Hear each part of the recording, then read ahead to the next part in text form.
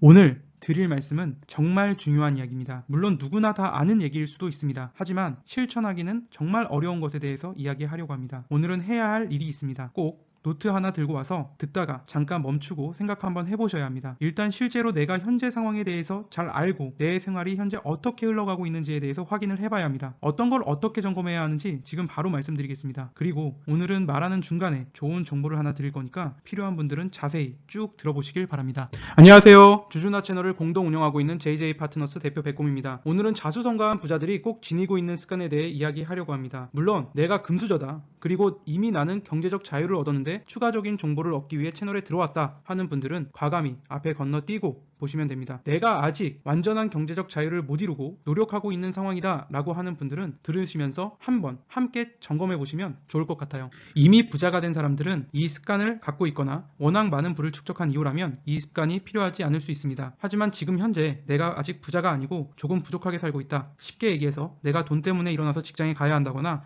돈 때문에 하고 싶은 것을 못하는 상황인 분들을 말씀드리는 겁니다. 어떻게 보면 대부분의 성공한 사업가가 아닌 청년층은 이런 단계를 거칠 수밖에 없다고 생각합니다. 물론 사업에 성공하거나 부모님 재산이 많아서 그렇지 않은 사람들도 있지만 그런 사람들은 알아서 살아가는 것이고요. 스스로가 원해서가 아니라 돈으로 인해 선택을 강요받아야 하는 상황에 처해 있다고 한다면, 그리고 그 상황을 벗어나고 싶다면 도움이 될 수 있을 겁니다. 일단 지난번에도 말씀드렸지만 이 상황에서 벗어나고 싶다, 경제적 자유를 꼭 이루겠다 하는 굳은 의지와 이렇게 될 수 있다는 확신을 갖는 게 제일 중요하다고 말씀드렸습니다. 그럼 이렇게 확신하고 의지가 생겼다면 어떤 것부터 해야 할까요? 너무나 당연한 이야기지만 너무 쉽게 간과하고 있는 게 있습니다. 바로 지출 습관입니다. 오늘은 절약에 관한 이야기를 드릴 건데요. 이 절약의 의미는 당연히 상대적인 것이기 때문에 얼마를 써라, 얼마를 아껴라 이런 이야기가 아닙니다. 일단 미래의 소득을 앞당겨 쓰거나 빚을 지출을 위해 사용하고 있다면 당장 이 행동은 그만둬야 합니다. 명품백을 사는데 신용카드 할부를 사용한다든지, 친구랑 매일매일 술을 마시는데 너무 큰 돈을 사용해서 월급이 들어오는 대로 신용카드로 다 나간다든지 하는 분들은 이러한 지출을 반드시 줄여야 합니다. 먼저 신용카드는 최소한 그달 쓴 것은 그달 전부 상환할 수 있을 만큼만 사용하거나 없애야 합니다. 그렇게 작은 빚을 모두 청산하면 더 이상 신용카드 명세서에 고통받지 않을 수 있습니다. 그 다음에는 월급을 받는다면 월급을 쓰고 꼭 필요한 지출을 써내려가야 합니다. 이번 장을 들으신 이후에는 잠시 영상을 멈추고 노트에 월급과 지출 내역을 한번 적어보시길 바랍니다. 월세, 생활비, 식품비, 통신비 등 다 적어둔 다음에 여기서 줄일 수 있는 건 과감히 줄여야 합니다. 내가 200만 원을 버는데 200만 원이 월세다 이러면 절대 안 되잖아요. 그러니까 당연히 200만 원을 벌면 그에 맞는 곳에 살아야 합니다. 그리고 최대한 줄일 만큼 줄인 다음에 남는 돈이 꼭 있을 겁니다. 물론 왜 이렇게 살아야 돼? 라고 생각하면 당장 영상 끄면 됩니다. 처음에 말씀드렸듯이 우리의 목표는 경제적 자유고 그 목표가 확고해야 합니다.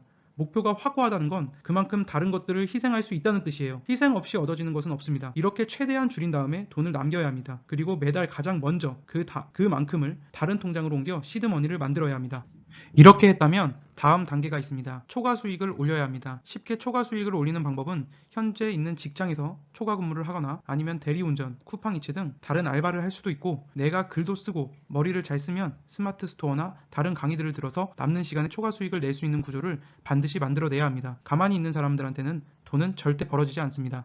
이 초과 수익은 당연히 투자를 위해 사용되어야 합니다. 일단 여러분들이 이 영상을 보고 뭐야 또 똑같은 얘기네 그리고 그냥 꺼버리면 절대 세상은 변하지 않습니다. 그냥 같은 얘기만 듣다가 끝납니다. 근데 그냥 그래 한번 점검이나 해보자 하고 노트 꺼내서 수입 지출 다 적어보고 계산해서 적어보면 그때부터는 사태가 심각한 걸 느낄 수도 있습니다. 어떤 목표를 달성하기 위해서는 당연한 희생이 따릅니다. 좋아하는 술을 줄여야 할 수도 있고 좋아하는 여행을 못 갈 수도 있습니다. 하지만 목표에 대한 확신과 의지가 강할수록 그러한 것들은 문제가 되지 않고 경제적 자유를 이룬 이후에는 점점 더 선택권은 많아질 겁니다. 그때까지는 참고 노력해 보는 겁니다.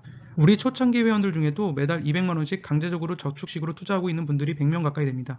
200만 원이 남아서 넣는 직장인은 거의 없습니다. 아마도 200만 원을 넣고 나머지로 아주 힘들게 아끼면서 살아가고 있을 거예요. 엄청난 희생을 각오하고 있는 겁니다. 물론 금액이 부족해도 100만 원씩이라도 따라 모아온 분들은 벌써 목돈이 마련된 상태입니다. 처음 시드머니가 거의 없는 사람들은 시드머니를 모으기 위해서는 적립식 투자를 이어나가야만 합니다. 푼돈 모아 언제 목돈 모아 라고 생각할지 모르겠지만 처음부터 200만 원씩 꾸준히 모아온 계좌는 벌써 5천만 원이 다 되어갑니다. 물론 이번 연도 배당도 덤으로 두둑히 챙길 예정이고요. 물론 5천만 원이라는 돈이 생겼을 것이고 누군가는 포기해 돈을 모으지 못하고 아직도 같은 상황에서 방황하고 있을 것입니다. 다시 한번 말씀드리지만 무조건 아끼라는 말이 아닙니다. 본인의 형편에 맞게 쓰고 돈을 남기고 돈을 남길 수 있도록 재정 상태를 관리하는 것이 투자의 첫걸음이다 라는 것을 강조드리고 싶습니다. 또 투자를 하면서 적립식 투자를 하게 되면 처음에 돈이 없는 직장인이나 투자를 처음 시작하는 사람들한테는 엄청난 이점이 생깁니다. 작은 돈을 계속해서 저축식으로 투자하면 떨어져도 사게 되고 올라도 매수하게 됩니다. 그래서 단기 변동성에는 큰 영향을 받지 않고 장기적인 경제성장 혜택을 누릴 수 있다는 것입니다. 여러분이 한 10년 이상 투자하다 보면 어차피 그 중간에 한 번은 폭락을 경험하게 될 겁니다. 그 기간도 이런 식으로 투자를 하게 되면 기회로 활용할 수 있게 됩니다. 또한 그 기회를 잡는 모습을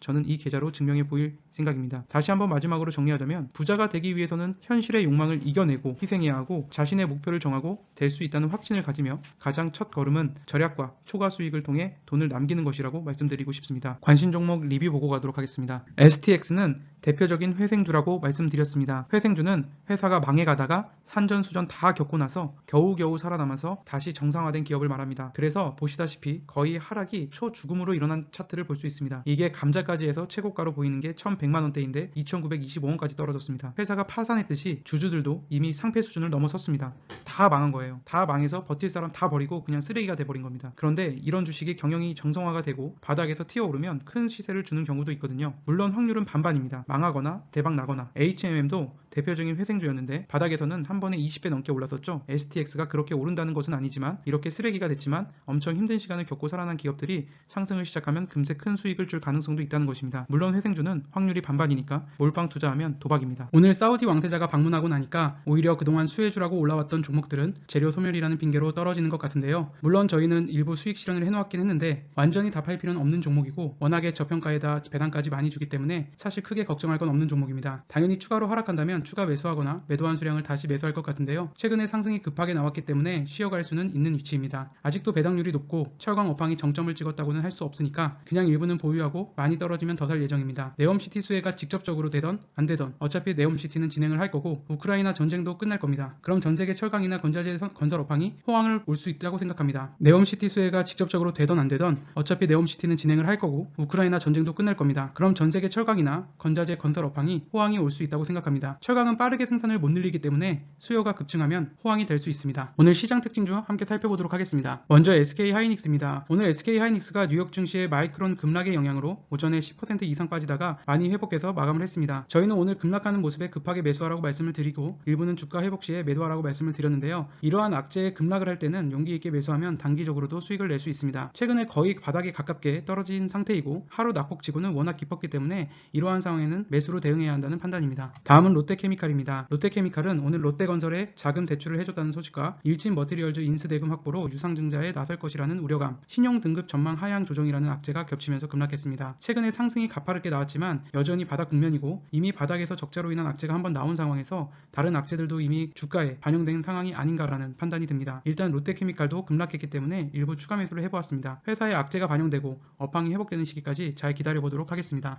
주주나의 관심 종목은 참고자료이며 투자의 책임은 본인에게 있습니다. 신중하게 투자하세요. 투자를 강요하거나 권유하는 채널이 아닙니다. 시간이 없어 종목 분석이 힘든 분들께 조금이나마 도움을 드리고자 만드는 자료입니다. 오늘 함께 공부해볼 종목은 JNK 히터입니다. 당사는 국내 유일의 산업용 가열료 전문 업체로서 전 세계 정유 및 석유화학 플랜트 시장에서 가열료 설계, 제작, 설치, 유지관리, 보수 및 개조 업무를 수행해왔습니다. 높은 시장 점유율을 확보하고 있고 이 부분에서 매출액은 81%를 차지하고 있습니다. 수소 관련 국책 사업들을 수행하며 수소 출출기를 개발했으며 자체적으로 배질 방식의 수소 출출기를 개발 및 상용화하여 공급을 시작하였습니다. 당사는 온사이트 방식 수소 충전소 구축을 위한 수소 출출기 개발 공급뿐만 아니라 오프사이트 방식 수소 충전소 구축 사업도 병행하고 있으며 전국적으로 약 20개소 이상의 수소 충전소를 완료 또는 구축 중입니다. 수소 사업 부분은 19%를 차지하고 있습니다. 오늘 차트를 보면 장중에 크게 빠지면서 조정을 받는 모습이지만 네옴시티로 인해 최근 주가가 급하게 올라왔기 때문에 건강한 조정이라는 생각이 듭니다. 만약에 깊은 하락으로 매수 기회를 준다면 매수 기회라는 판단입니다. 재물을 확인해보면 엄청난 저평가 상태라고는 볼 수 없지만 신성장 동력을 확보한 상황에서는 충분히 매력적인 가격이라는 판단입니다. JNK 히터의 강점으로는 산업용 가열로 분야에서 기술력을 인정받아 왔고 수소 충전소 분야 기술력을 확보하고 있다는 것입니다. 약점으로는 설비 투자가 이루어지는 시점에 따라 실적이 일정하지 않을 수 있다는 것이고 성장 동력으로는 샤인 프로젝트와 다양한 플랜트 투자 활성화로 인한 수혜가 가능하고 수소 충전소 분야 기술력을 활용한 신재생에너지 분야도 성장 가능성이 농후하다는 점이 있습니다. 오늘 영상이 도움이 되셨다면 구독과 좋아요, 알림 설정 꼭 부탁드립니다.